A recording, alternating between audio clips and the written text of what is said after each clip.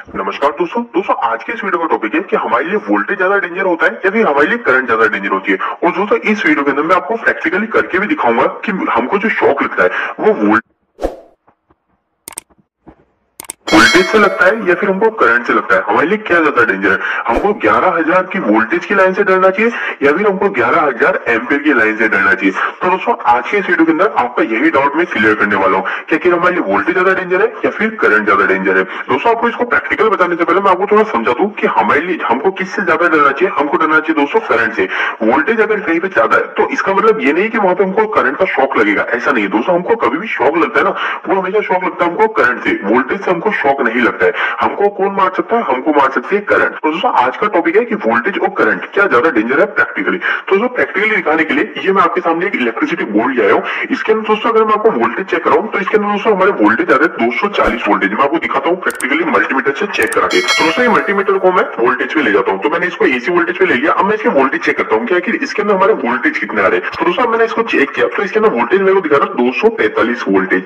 ठीक है, 240 245 वोल्टेज दिखा रहा है। अब ये वोल्टेज तो काफी इनफ है, हमारे घर पे जो आते हैं यही आते हैं। तो दोस्तों मैंने आपको जैसे बताया था कि हमको जो इलेक्ट्रिसिटी का शॉक लगता है वो लगता है दोस्तों हमको करंट से। हमको लगता है इलेक्ट्रिसिटी शॉक करंट से, वोल्टेज से हमको शॉक नहीं लगता है। तो दोस्तों यहाँ पे जो वोल्टेज आ रहा है ये आ रहा है 240 वोल्टेज। अब मैं आपको प्रैक्टिकल दिखाता हूँ कि हमको जो शॉक लगता है वो शॉक लगता है हमेशा करंट से। तो दोस्तों आपने कभी ना कभी इस टेस्टर का उपयोग किया होगा, है ना।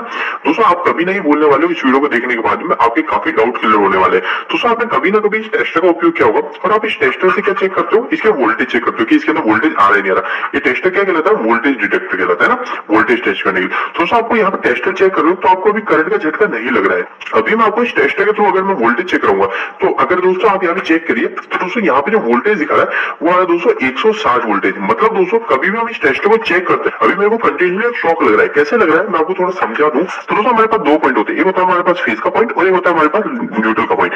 दोस्तों हम कभी भी टेस्टर को चेक करते हैं तो टेस्टर को हम लगा के फेज कैसे चेक करते हैं, हम इसके अंदर टेस्टर डालते हैं, है ना, और हम यहाँ पे हाथ लगाते हैं और हम क्या होता है ग्राउंड से टच होते हैं, जमीन से टच होते हैं। तो दोस्तों हमको ये जो न्यूट्रल होता है, इस न्यूट्रल की जगह हमको अर्थ मिल जाता है और ये अर्थ क्या करता है, ये अर्थ भी न्यूट्रल की तरह ही बिहेव करता है।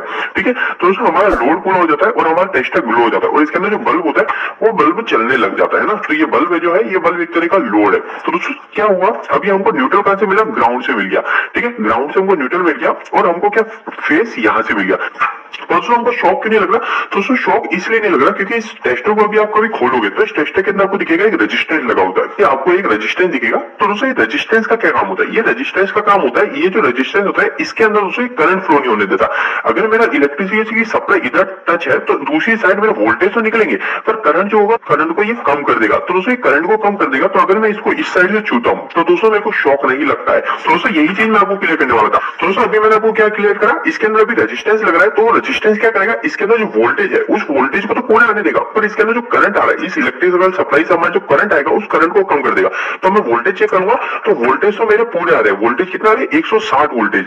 थोड़े वोल्टेज ड्रॉप हो रहे हैं क्योंकि रेजिस्टेंस अंदर लग रहा है तो इस कारण वोल्टेज थोड़ा ड्रॉप हो रहा है और साथ साथ हमारा लोड भी जुड़ा हुआ है तो हमारा बल्ब ग्लो कर रहा है। तो इस वजह से हमारे थोड़े वोल्टेज ड्रॉप हो रहे हैं। इसके अलावा दोस्तों यहाँ पे वोल्टेज हमको पूरे मिल रहा है पर हमको शॉक नहीं लगेगा। अगर मैं इसको छूता भी हूँ तो हमको शॉक नहीं लगेगा। तो शॉक इस वजह से नहीं लगेगा क्योंकि दोस्तों ये जो रेजिस्टेंस काम करता है, ये रेजिस्टेंस हमारे करंट को कम कर देता है, हमारे वोल्टेज को आने देता है। तो दोस्तों आप समझ गए होंगे कि हमारे लिए वोल्टेज ज्यादा डेंजर नहीं होता, हमारे लिए डेंजर होता है करंट। अगर हमको ज्यादा वोल्टेज भी रहेंगे तो वोल्टेज हमको शॉक नहीं देता, शॉक हमको लगता है हमेशा करंट से। हमको इलेक्ट्रिसिटी का झटका जो लगता है वो हमेशा करंट से लगता है।